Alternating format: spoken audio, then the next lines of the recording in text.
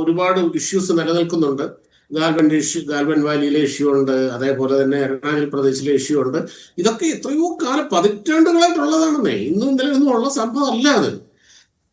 ആ റിയാലിറ്റീസ് ഉൾക്കൊണ്ടുകൊണ്ട് തന്നെ നോക്കൂ, വേണം കോൺഗ്രസിന്റെ ഒരു അങ്ങനെ പ്രധാനപ്പെട്ട വിമർശനം ഷാബു പ്രസാദ്. ഇപ്പോൾ അരുണാചൽ പ്രദേശ് ഇഷ്യൂ ഉണ്ട് എന്ന് ഷാബു പ്രസാദ് സമ്മതിക്കും.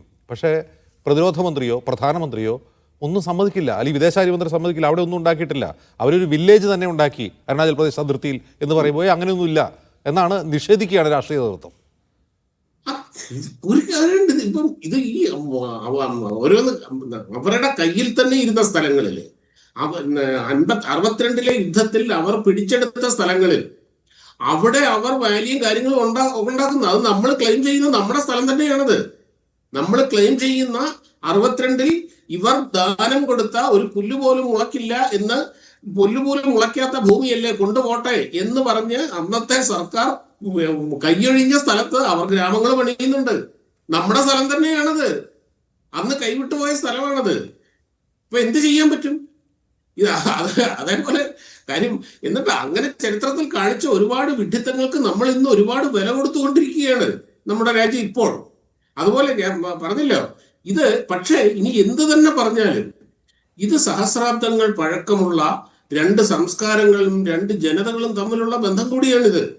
അത് ഈ ഇഷ്യൂസ് അതിൻ്റെ എല്ലാ റിയാലിറ്റിയോടും കൂടി ഉൾക്കൊണ്ടുകൊണ്ട് തന്നെ ഇവർ ഒരിക്കൽ നമ്മളെ ചതിച്ചവരാണ് എന്ന യാഥാർത്ഥ്യം, ചരിത്ര യാഥാർത്ഥ്യം നിലനിൽക്കെ തന്നെ അത് മനസ്സിലാക്കിക്കൊണ്ട് തന്നെ ഈ ബന്ധം മുമ്പോട്ട് കൊണ്ടുപോകേണ്ടതും ആ ബന്ധം വളർത്തേണ്ടതും ഇരു രാജ്യങ്ങളുടെയും ഇരു സമൂഹങ്ങളുടെയും ഈ ലോക സമൂഹത്തിന്റെയും ആവശ്യമാണ്.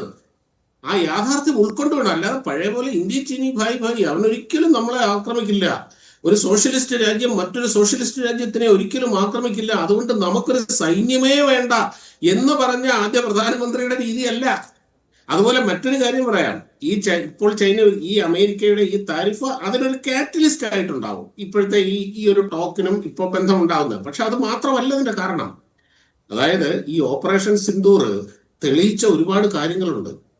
ഭാരതത്തിന്റെ ശക്തി എത്രത്തോളം വലുതാണ്, ഭാരതത്തിന്റെ ആ ഒരു സൈനികമായ കാഴ്ചപ്പാട് എത്ര ക്ലിയർ ആണ് എന്ന് ലോകത്തിനെ ബോധ്യപ്പെടുത്താൻ ഓപ്പറേഷൻ സിന്ദൂർ ഒരുപാട് സഹായിച്ചു. അത് മാത്രമല്ല, ചൈനീസ് ആയുധങ്ങളുടെ നേരിട്ട് ഏറ്റുമുട്ടിയാൽ ചൈനീസ് ആയുധങ്ങളുടെ നില എന്താണ് എന്നും ലോകത്തിന് ബോധ്യപ്പെട്ടു.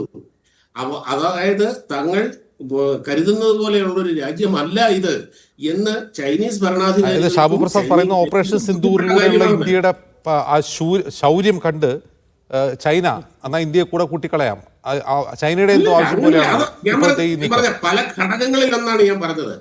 പല ഘടകങ്ങളിലൊന്നാണ് കാര്യം. ഇന്ത്യ ശക്തരായ രാജ്യമാണ്. ശക്തനും ഇപ്പൊ സാർ ഇവിടെ ആദികേശവ സാർ പറഞ്ഞു, ശക്തനും തമ്മിൽ കൈകോർക്കണം. അതായത് അങ്ങനെ അവഗണിച്ച് കളയാൻ പറ്റുന്ന ഒരു രാജ്യമല്ല.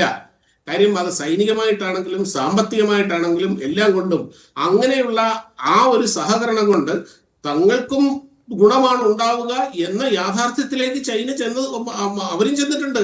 നമുക്കും ആ യാഥാർത്ഥ്യം ഉൾക്കൊള്ളാൻ കഴിഞ്ഞിട്ടുണ്ട്.